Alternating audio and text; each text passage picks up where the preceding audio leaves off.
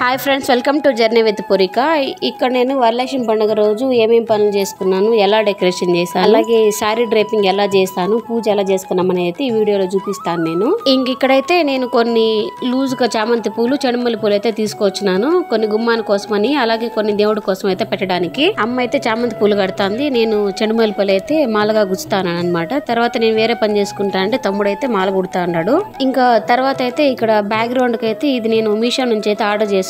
ఇది last year తీసుకున్నాను. దాన్ని అయితే వాల్ కి అయితే స్టిక్ చేస్తాను అనమాట. సీల్ అయితే ఏం కొట్టలేదు, డబుల్ టేప్ ఉంటుంది కదా, దాన్ని యూస్ చేసి వాల్ కి అయితే స్టిక్ చేసినాను. తర్వాత అయితే ఒక టేబుల్ అయితే తీసుకున్నాను. దానికైతే పసుపు రాసుకొనేసి దానిపైన బియ్యం పిండితో అయితే అష్టదళ పద్మం వేసుకొని దాని మీద అరిటాకు పెట్టి కొద్దిగా బియ్యం వేసుకున్నాను. దానిపైన పసుపు, కుంకుమ, పువ్వు అయితే పెట్టుకున్నాను అనమాట. ఆకు పైన అయితే మనము బిందె అయితే పెట్టుకోవాలి అమ్మవారికి అయితే శారీ కట్టుకోవడానికి. తర్వాత ఇక్కడ నేనైతే 2 బిందెలు తీసుకున్నాను, ఒకటి పెద్దది ఒకటి చిన్నది. పెద్ద దాంట్లో అయితే వాటర్ తీసుకున్నాను, దాంట్లో కూడా పసుపు, కుంకుమ, పువ్వు అయితే వేసుకున్నాను. తర్వాత 2 రూపీస్ కాయిన్ ఒకటి, తర్వాత 5 రకాల డ్రై ఫ్రూట్స్ అయితే వేసుకున్నాను. తర్వాత దానిపైన అయితే చిన్న బిందెకి అయితే పెట్టుకున్నాను. పై దాంట్లో అయితే బియ్యం అయితే వేసుకున్నాను. ఆ రెండింటిని అయితే టేప్ తీసుకుని అయితే కదలకుండా అయితే స్టిక్ చేసుకునేసాను. మనం కొంచెం గట్టిగానైతే టేప్ అయితే వేసుకోవాలి, 2 బిందెలు అయితే కదలకుండా, లేదంటే విరిగిపోతా ఉంటుంది. అందుకే ఇక్కడైతే బాగా స్ట్రాంగ్ అయితే టేప్ వేసుకున్నాను. తర్వాత అయితే ఇక్కడ హ్యాండ్స్ కోసం అయితే వెనకాల అయితే స్టిక్ పెట్టుకొని దానికైతే దారం వేసి బాగా గట్టిగా అయితే కట్టుకుంటానండి నేను. ఈ కట్టి కూడా అయితే బాగా గట్టిగా కట్టుకోవాలి. మనం దానికి బ్లౌజ్, గాజులు, ఫ్లవర్స్ పెడతాం కాబట్టి పడిపోకుండా ఉండాలంటే చాలా గట్టిగానే అయితే కట్టుకోవాలన్నమాట. తర్వాత అయితే ఇంకా శారీకి అయితే ఇక్కడ పళ్ళు పాటలు అయితే కుచ్చులు అయితే పెట్టుకుంటాను. కుచ్చులు పెట్టి ఇంక దాని అయితే రెడీ చేసుకుంటాను నేను శారీ అయితే అమ్మవారికి కట్టడానికి. అలాగే కింద పాట కోసం కూడా అన్ని కుచ్చులు అయితే పెట్టుకునేసి రెడీ అయితే చేసుకున్నాను.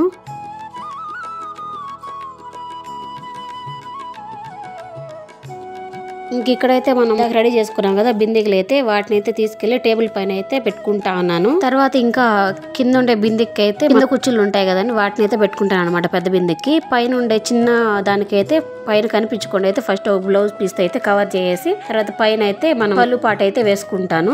ఇలా ఇంకా అమ్మవారికి అయితే శారీ కట్టేసిన తర్వాత మనం హ్యాండ్స్ కోసం అయితే శారీలో బ్లౌజ్ యూస్ చేస్తాను అనమాట.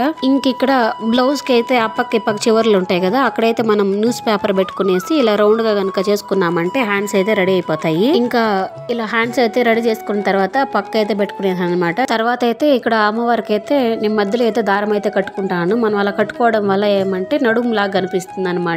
అలా ఉన్నప్పుడు మనకి అమ్మవారు చూడడానికి అయితే అచ్చం మనిషి లాగానే ఉంటుంది. అందుకనేసి అలా అయితే కట్టుకుంటా ఉంటాను. మనము ఒకే ఒక బిందె కనుక తీసుకున్నామంటే అలా అయితే కట్టేదానికి అవదు. ఒకటి పెద్దది ఒకటి చిన్నది కనుక తీసుకున్నామంటే ఇలాగైతే నీట్ గా అయితే మనం సెట్ చేసుకోవచ్చు. తర్వాత అయితే ఇంకా కింద ఉండే కుర్చీలు అయితే నేను అన్ని అయితే నీట్ గా అయితే సరి చేస్తాను. ఇక్కడ నేను మనము కలిసి ఒకటే పెట్టుకొని పూజ చేసుకుని అడుగుంటే అయితే ఇంత లేట్ అవ్వదు. మనం ఇలా అమ్మవారిని కనుక శారీ కట్టి రెడీ చేసుకోవాలంటే చాలా టైం పడుతుంది. అందుకే నేనైతే నైట్ ఫుల్ అంతా అయితే పని చేసుకుంటా ఉంటాను. అలా నైట్ మొత్తం మనం పని చేసుకుంటా ఉన్నా గానీ నాకైతే అసలు అలసట అనిపించదు. ఇంకా బాగా అయితే హ్యాపీగా అయితే పని చేస్తా ఉంటాను ఈ పండగకి అయితే. ఇలా అమ్మవారిని అయితే రెడీ చేస్తాను. ఎగ్జైటింగ్ తో అయితే నేను అమ్మవారిని అయితే రెడీ చేస్తా ఉంటాను అనమాట. ఒక్కొక్క సంవత్సరం ఒక్కొక్కలాగా కట్టుకుంటా ఉంటాను. ఇంకా అమ్మవారికి అయితే శారీ కట్టేసిన తర్వాత అయితే బ్లౌజ్ అయితే పక్కకు పెట్టుకున్నాను. తర్వాత పెడదామనేసి ఇంకా మళ్ళీ అయితే స్నానం చేసుకునేసి ఇంటి ముందర అయితే కడిగేసి ఇక్కడైతే ప్రసాదం కోసం చిత్రాన్నం చేద్దాం అనుకున్నాను.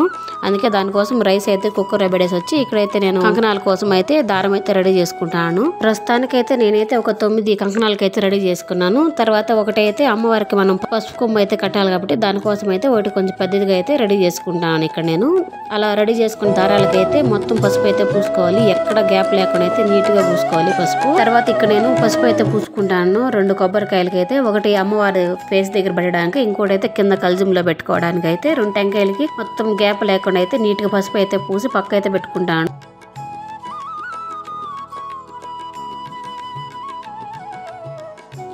తర్వాత ఇంకా మిగిలిన పూజ సామాన్లకంతా అయితే బొట్లు అయితే పెట్టుకుంటాను నేను. దీపస్తంభాలకి అన్నిటికైతే బొట్లు అయితే పెట్టుకునేసాను. ఇంక ఇక్కడ అమ్మవారికి అయితే పసుపు కొమ్మ గట్టిన పసుపు దారం అయితే వేసాను. తర్వాత అమ్మవారికి అయితే అన్ని నగలు అయితే వేసుకున్నాను అనమాట. మళ్ళీ మాల అయితే వేసుకునేసి పైన అయితే కొన్ని నా దగ్గర కనకమరాలు, మల్లెపూలు అయితే ప్లాస్టిక్ ఉన్నాయి, అవి అయితే పైన అయితే పెట్టారనమాట. ఇలా సవరం అయితే పెట్టుకునేసి గాజులు వేసి అరటి పిల్లలంతా పెట్టుకొని అమ్మవారి సైడ్ అయితే అన్ని రెడీ చేసుకునేసాను. మనము అమ్మవారికి శారీ కట్టేది అయిపోయిందంటే చాలా వరకు పని అయితే అయిపోయినట్టు అండి. అది అయిపోయిన తర్వాత మనం మిగతావన్నీ అయితే టక్ అయితే చేసుకునేయచ్చు. అంటే మార్నింగ్ కడిగినప్పుడు అయితే చాలా చీకటిగా ఉంది, ముగ్గులో ముగ్గు వేయడానికి అవ్వలేదు. అందుకే కొద్దిగా తెల్లారిన తర్వాత అయితే ముగ్గు వేసుకునేసి కడపకు అయితే విసుగు పెట్టుకొని మొత్తం బొట్లు అయితే పెట్టుకుంటాను ఇక్కడ నేను.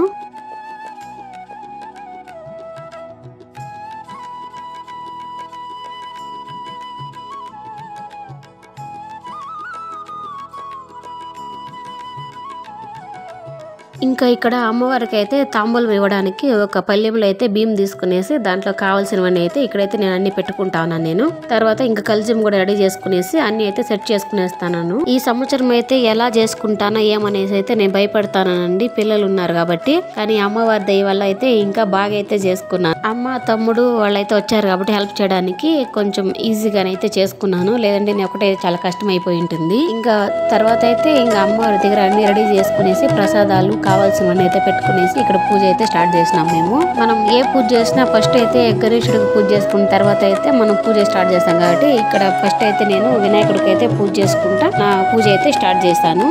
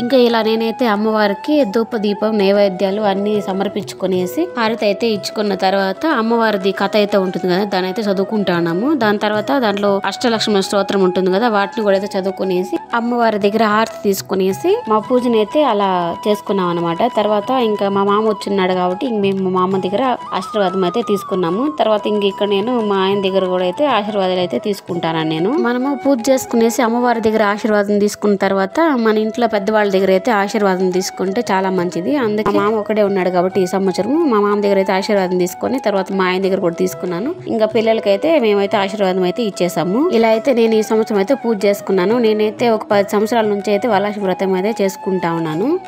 మనం వరలక్ష్మి వ్రతం అనేది ఇలానే చేయాలనేసి అయితే ఏం లేదండి. ఇన్ని ప్రసాదాలు పట్టాలి ఇలాగా అన్ని తెచ్చి చెయ్యాలనేసి మాత్రం ఏముండదు. మన స్తోమకు తగినట్టుగా మనం అమ్మవారిని అయితే భక్తి శ్రద్ధలతో చేసుకున్నామంటే అమ్మవారి కటాక్షం మన మీద ఎల్లప్పుడూ అయితే ఉంటుంది. ఇంకా ఆ రోజు సాయంత్రంకి అయితే నేను వాయినాలకు వెళ్ళడానికి శారీ కట్టుకొని అయితే రెడీ అయితే అయినాను. ఆ రోజు మార్నింగ్ అయితే నాకు అస్సలు అవ్వలేదు, అందుకే డ్రెస్ తో అయితే పూజ చేసుకునేసాను. ఇంక ఈవినింగ్ అయితే రెడీ అయిన తర్వాత నేనైతే ఇంకొంతమందిని అయితే పిలిచినాను అనమాట పసుపు కుంకాలకి. వాళ్ళైతే వచ్చారు, వాళ్ళకైతే ఇచ్చేసి ఇక్కడ నేను పాప అయితే నన్ను పిలిచిన వాళ్ళ ఇంటికి అయితే వెళ్తాను అనమాట పసుపు కుంకాలు తీసుకోవడానికి. ఇక్కడైతే నేను వేరే వాళ్ళ ఇంటికి వెళ్ళేసి వాళ్ళ ఇంటి దగ్గర కూడా అయితే పసుపు కుంకాలు అయితే తీసుకొని వచ్చాను. ఈ సంవత్సరము నేను పిలిచిన దానికన్నా నేను పిలవకుండానే జాస్తి మంది అయితే వచ్చారనమాట. నాకైతే చాలా హ్యాపీగా అనిపించింది. ఆ అమ్మవారే నేను పిలవకుండానే మా ఇంటికి వచ్చారనిపించింది నాకైతే. నేను ఎప్పుడైతే అమ్మవారిని అందరూ బాగుండాలనే కోరుకుంటాను, అలాగే మీరు కూడా అందరూ అయితే బాగుండాలని అష్టాశ్వరాలు అయితే బాగుండాలని అయితే కోరుకుంటాను. నేను అందరికీ పసుపు కుంకాలు ఇచ్చేసిన తర్వాత నేను కూడా తీసుకొని వచ్చినాక నైట్ అయితే ఇక్కడ అమ్మవారిని అయితే నేను కదిలిస్తాను. అమ్మవారికి ఎర్రనీళ్ళతో అయితే దిష్టి అయితే తీయాలి. ఎంతో మంది కళ్ళు అయితే అమ్మవారి మీద ఉంటాయి కాబట్టి మనం అమ్మవారికి అయితే ఎర్రనీళ్ళతో దిష్టి తీసిన తర్వాత అమ్మవారిని అయితే మనం కదిలించుకోవాలి. నేను అలా అయితే చేస్తాను. ఇక్కడ నేను అమ్మవారిని పెట్టినప్పుడు ఎంత సంతోషంగా ఉంటామో తీసేటప్పుడు అయితే నాకు అంత బాధ వేస్తుంది. కానీ ఇంకా తీయడం అనేది తప్పదు కాబట్టి ఇంకా అలానే అయితే అమ్మవారికి అయితే దిష్టి తీయేసి అమ్మవారిని అయితే కదిలిచ్చేసి ఇలా నా పూజ అయితే నేను ముగించుకుంటాను. ప్రతి సంవత్సరం అయితే ఇలానే చేసుకుంటా ఉంటాను నేనైతే పూజ. ఇలా అయితే చేసుకున్నాను నా వరలక్ష్మి పూజ అనేది. నా వీడియో కనుక మీకు నచ్చినట్టయితే like, share, subscribe to our channel. Thank you.